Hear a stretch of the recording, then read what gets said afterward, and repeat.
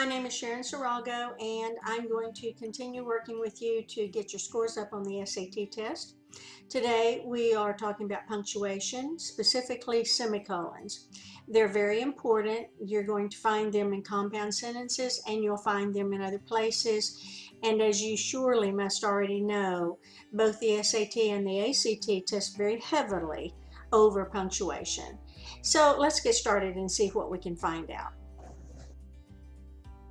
The first thing we'll look at will be semicolons in independent clauses. This is what we use to make compound sentences. You'll recall that an independent clause is nothing more than a complete sentence. We have two kinds of clauses, independent clauses and dependent clauses. The important thing to know is that when you use a semicolon to create compound sentences, you cannot use the comma which goes with these conjunctions. You have some choices. If you create a compound sentence and you want to use a comma, you must use one of these conjunctions. However, if you should choose to use a semicolon between those two sentences in a compound sentence, you cannot use one of these conjunctions. So you have a couple of choices. You can just use the semicolon by itself. Let's look at this sentence. Margaret was upset that her friend Mark could not join her at the movies. Semicolon. This is a complete sentence. Then we have another complete sentence. He had another appointment and was unable to go with her. The only criteria for using a semicolon here is that these two sentences are basically about the same subject matter. You can't go from one topic to something unrelated and join two sentences with a semicolon. They have to be about the same topic, closely related. Here's another example. Jonathan stopped at his house. I continued to the ball game. So they're still complete sentences, and they are closely related, and therefore it would be okay to use a semicolon there. And then the last example, we really need this vacation. The last 2 months have been quite stressful. So again, we have two complete sentences, and they are related in content, and therefore it is okay for us to use a semicolon between the two of them, creating a compound sentence. Another use will be to use the semicolon between two sentences along with a word that we call a conjunctive adverb. Some of them are here: accordingly, also, anyhow, indeed. There's many of them.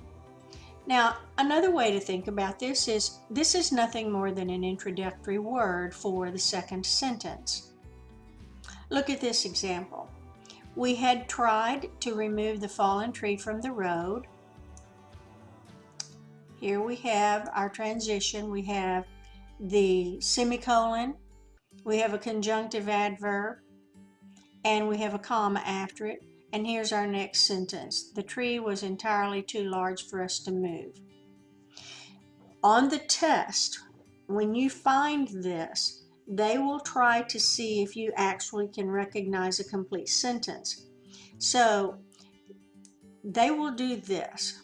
You have a sentence, you will have a semicolon, and instead of having a complete sentence there, they may put a fragment. They're trying to see what you know. So you have to be very, very careful that when you use these semicolons, you understand that they are literally connecting two complete sentences, whether you have that introductory word for the second sentence or not. So your task is going to be sure that both of these sentences are complete sentences. Here's another example. He tried several ways of building the product. In fact, he even invented a few ways himself.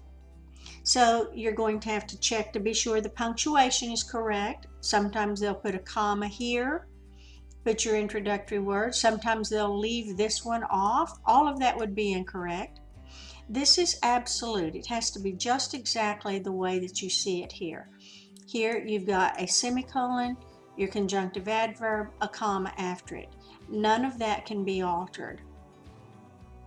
There's another way that you can use semicolons that is a little bit more unusual.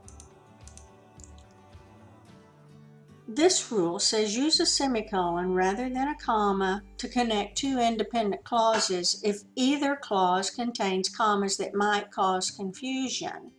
So when you use this, it looks almost like you're breaking all of the rules. Let's look.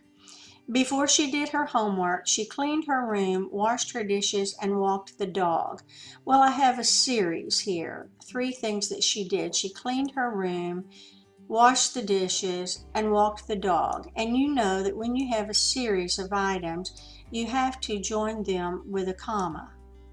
If I wanted to use a comma and a coordinate conjunction, as in our first example, I would have a problem here.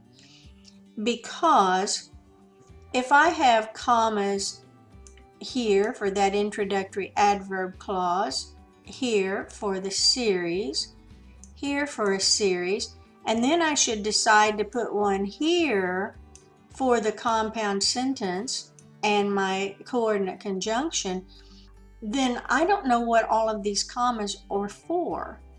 So in order to avoid that kind of confusion, this is one instance where you could actually see a semicolon used with a coordinate conjunction. But this is extremely rare. They have never tested this on the SAT or the ACT. But as long as we're studying, and I thought I would show it to you. And while we're talking about semicolons with series, let's look at some more rules there. Normally, when we have a set of items that we call a series, we separate them with commas. Look up here at the top. So I have an item here, then I add something else, and then perhaps a third one. Now I could have said my favorite colors are red, white, and blue. I will put my conjunction down here to join those. And I would normally join them with commas, just like this. My favorite colors are red, white, and blue. This is a series. However, here's another rule. If any item in the series contains commas, then we have to do something else. Because, look up here again. If I have a comma inside this series, much less this one and this one, I have all of these commas, and I don't have any idea what they're doing. So these two right here are supposed to separate my series. But if I'm just reading these words, how would I know what's going on? So when we have a situation like this, we actually have another rule. And the rule says that if we have a series, which we do, and if any of them have commas inside them like this, then instead of separating the series with a comma, we separate it with a semicolon. All right, let's look at this example here. May 13th, 2004, January 23, 2006, and August 3, 2017 are significant dates for me. This is a whole sentence. This is your series right here. You've got 3 dates that you're listing. But because each one of those series has a comma inside it, it would be too confusing to put commas here also.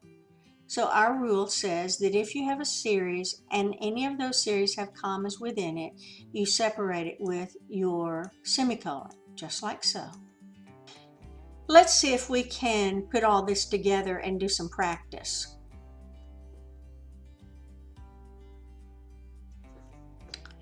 Number 1, Matthew went home immediately after school. He was hoping to go play golf with his dad. We have 2 complete sentences here. Matthew went home immediately after school. Here's the second one. He was hoping to go home and play, well, he was hoping to play golf with his dad. We can separate those two sentences from each other with a semicolon. They are closely related in content, so there's not a problem. We could have put a period there. Number 2, our tour bus went through Miami, Florida, Memphis, Tennessee, and Jackson, Mississippi. We have series here. There's 1, here is 2 that goes over here to Tennessee, and here's 3. These are 3 items, the town and the state. And we have to separate them from each other because they are a series. But since they have commas inside the series, then we would separate them with semicolons rather than commas.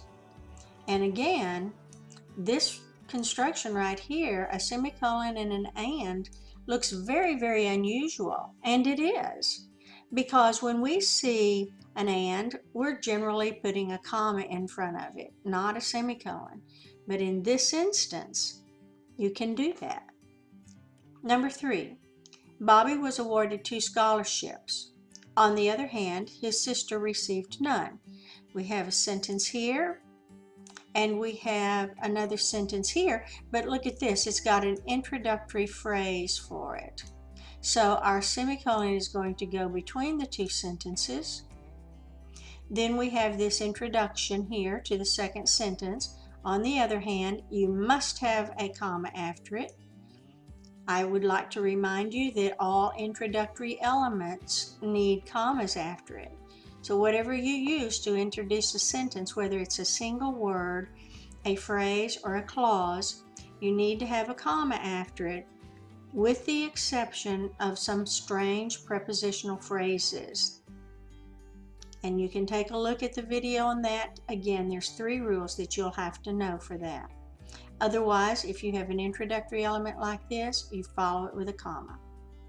Number 4, I need to make a list of everything I have to do today. Semicolon, that's the end of that sentence. Here's my introductory word. Here's my comma after it. I might forget something. Let's look at these sentences and see if we can find the errors. Beth took out the trash on Thursday as her mother asked. However, she complained the whole time. This is one of those conjunctive adverbs that we learned about. It is an introductory word, but you still have to use a semicolon to separate these 2 sentences if you choose not to use one of these conjunctions. Number 2, on Friday, December the 12th, Lee was unable to go to the concert. That's our complete sentence. I have a comma there, which means I'm looking for a coordinate conjunction, and, but, or, for, nor, yet, or so, and I don't have it. It's just like this. So I know that that's got to be a mistake. So I'm going to need a semicolon there. This is an introductory word for the next sentence, which means it must have a comma after it. And then if we finish the sentence, it says he had to do something much more boring, homework. Well, this dash is okay. This is actually in a positive. It is okay if the appositive is at the end of the sentence to use a dash. You could have used a comma, and you could have used a colon in front of that, but the dash is okay. So B is where we find the error. So these are the rules that we have about semicolons. You'll have your answers here that you can look at. And in your packet, you will have many more exercises, many more sentences to look at, and a serious review over the things that we have covered in other videos.